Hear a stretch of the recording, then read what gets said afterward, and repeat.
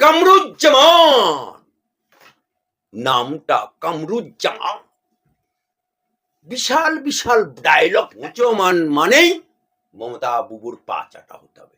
মোচমান হলেই মমতা খালাকে বলতে হবে ম্যাডাম আছি। মোচমান হলেই মমতা বুবুকে সেলাম করতে হবে। মোচমান হলেই মমতা বুবুর পা চাটতে হবে। আর কুত্তাকে হাড্ডি দেবার মতো মমতা দেবে, আর মোচমানগুলো হাড্ডি চুষবে। আর সেই কারণে আমরা কামরুজ্জামান, নামটা কামরুজ্জামান, বিশাল বিশাল ডায়লগ দেয় প্রেস ক্লাবে, এখানে ওখানে। মুসলমান দরদি নেতা, মুসলমানের জন্য বুক ফেটে যায়, মুসলমানের জন্য কান্না এসে যায়।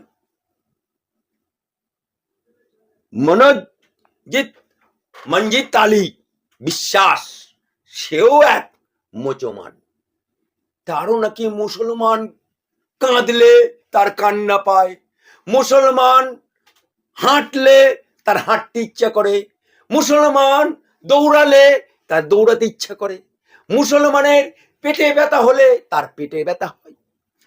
আর একজন হচ্ছে জিম নওয়াজ, সে আর এক মুসলমানের জন্য চিন্তা করতে করতে তার চুল উঠে গিয়ে টাক পড়ে যাচ্ছে। সেই তিনজন হঠাৎ করে বিধানসভায় অধিবেশন চলছে, মমতা বাবুর সাথে দেখা করার জন্য বসে আছে, যেন খোদার সাথে দেখা করতে এসছে, যেন নবীর সাথে দেখা করতে এসছে, যেন পয়গম্বরের সাথে দেখা করতে এসছে, বসে আছে। অবশেষে মমতা ব্যানার্জির সাথে দেখা করলো।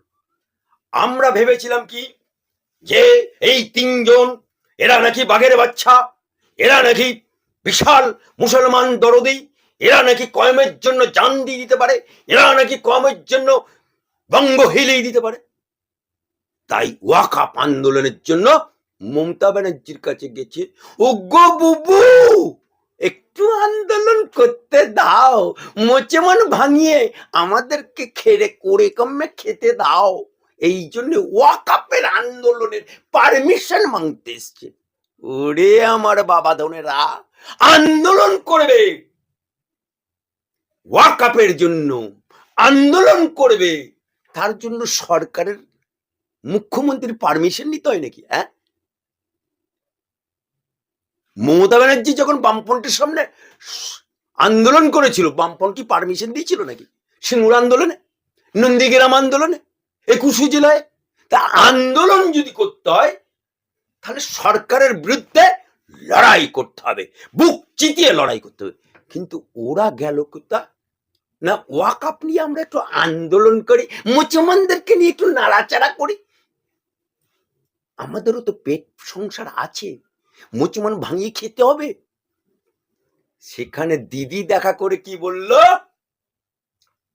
ওসব জানি না, যদি তৃণমূল দল করো তাহলে এসো, তৃণমূল দলে তোমাদেরকে এন্ট্রি দিচ্ছি, দরজা খুলছি, চিচিং ফাক ঢুকে যাও কামরুজ্জামান, চিচিং ফাক ঢুকে যাও মনাজ আলী বিশ্বাস, চিচিং ফাক জিমনে আজ। অর্থাৎ তৃণমূলের ফাটা মাসে মাথা গলাও, আমি তোমাদেরকে কুড়ি কমে খাবার জায়গা করে দিচ্ছি। বেহা নির্লজ্জ কামরু জামান, তোবা তোবা তোবা, আস্তাগফিরুল্লাহ আস্তাগফিরুল্লাহ। কামরুজ্জামান সাহেব ব্রিগেডে সভা করবে বলেছিলেন যে এই ওয়াকাফ বিলের বিরোধিতা করে, তো তিনি যে 26শে এপ্রিল না 26শে এপ্রিল তিনি সভা করবে বলেছিলেন, তা সেটা ডেট চেঞ্জ হয়েছে কোর্টের নির্দেশে। প্রচুর মানুষ আসবে বলে গাড়ি ভাড়া করেছিল যে ব্রিগেডে, এবং মানসিকভাবে প্রস্তুতি নিয়েছিল। তাদেরকে কামরুজ্জামান সাহেব বলেছে যে আপনারা গাড়ি ভাড়া ফেরত নেবেন না। ব্রিগেডের এদের মধ্যে থেকে যারা এসপায়ার উপরে গেছিল, যারা মারা গেছিল, তার পরিবর্তে ছেলে, ভাই, স্ত্রী চাকরি পেয়েছিল। সেই চাকরির জন্যও পর্ষদ 30,000 টাকা করে তাদের কাছে দাবি করে, যদি না দেওয়া এই চাকরি তারা পাবে না। এই মর্মে কিন্তু কলকাতা হাইকোর্টে অমৃতা সেনের বেঞ্চে মামলা হয়েছে। কি বলবেন?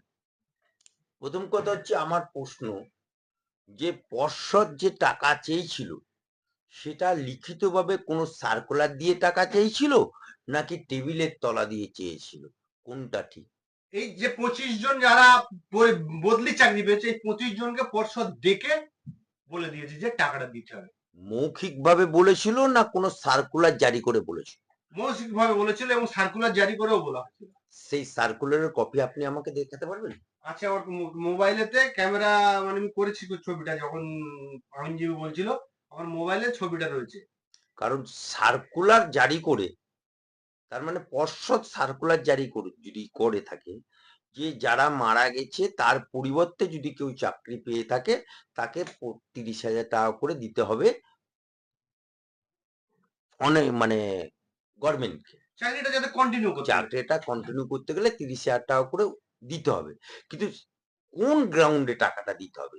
সেটা ঘুষ হিসাবে দিতে হবে, না সরকারকে দান হিসেবে দিতে হবে, না গ্র্যান্ড কমিশন হিসেবে দিতে হবে, সেই কপিটা কিন্তু আমি হাতে পাইনি।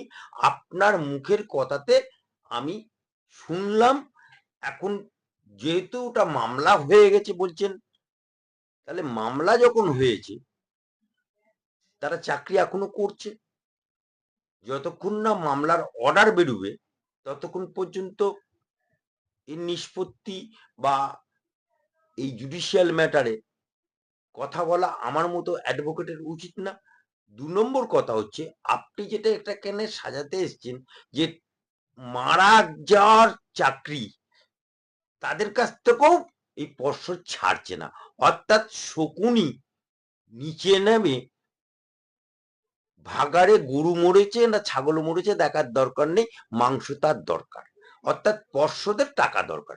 কিন্তু এই জায়গায় এথিক্যালি একটা আইনের প্রশ্ন থাকছে, যদি সার্কুলার জারি করে টাকা নেয় তাহলে সে টাকাটা সরাসরি সরকার নিচ্ছে। সে উৎকোচ নিক ঘুষ নিক, সার্কুলার জারি করে টাকা নিচ্ছে, এটা সরকার পাবে। আর যদি পর্ষদ মৌখিকভাবে বলে টাকা চায় সেটা হচ্ছে উৎকোচ নেওয়া, অর্থাৎ ঘুষ চাওয়া হচ্ছে। এখন কোনটা ঠিক আর কোনটা বেঠিক সেটা এখনো পর্যন্ত আমার কাছে ক্লিয়ার না। যেহেতু বলছেন যে মামলা চলছে, আমি হাইকোর্টের উকিল, মামলা চলছে, তাহলে মামলার নাম্বার দেবেন, আমার কাছে বই আছে, আমি মামলার তারিখ কোন ঘরে চলছে, তার মামলার কি পিটিশন, তার অ্যাডভোকেটিং রেকর্ডের কে আছে। কারণ আপনি অনেক সময় হাওয়াতে খবর করেন, আমি হাওয়াতে চলতে চাই না। আপনি প্রুফ নিয়ে আসবেন, প্রুফের উত্তর আমি যথারীতি দিয়ে দেবো। যখনই এই মামলাটা হাইকোর্টে হয়েছে, নিশ্চয়ই কোনো মামলা যদি হয়ে থাকে আপনি বলুন, আপনি প্রশ্নকর্তা, মামলা হয়েছে বলছেন, মামলার নম্বর কত? সেটা আমার বললাম তো, আমার ক্যামেরা না না ক্যামেরার ছবি আপনি প্রশ্ন করতে এসছেন, তা প্রশ্ন করতে এসছেন, বন্দুক ফায়ার করতে এসছেন, গুলি না পড়েই আপনি বন্দুক চালাতে এসছেন? আপনি বন্দুক শিকার করতে এসছেন, তা গুলি না পড়েই না দিই আপনি বন্দুক চালাবেন? তাহলে শিকার হবে? ফাঁকা বন্দুকে গুলি চালাতে শিকার হবে আপনার? আপনি তো ফাঁকা বন্দুকে ফায়ার করতে এসছেন। অর্থাৎ আপনি এথিক্যালি সমস্ত ডকুমেন্ট প্রুফ নিয়ে আমার মতো আইনজীবীর কাছে প্রশ্ন করতে আসবেন, প্রতিটা প্রশ্নের উত্তর আমি দিয়ে দেবো। কিন্তু কাগে কান নিয়ে গেল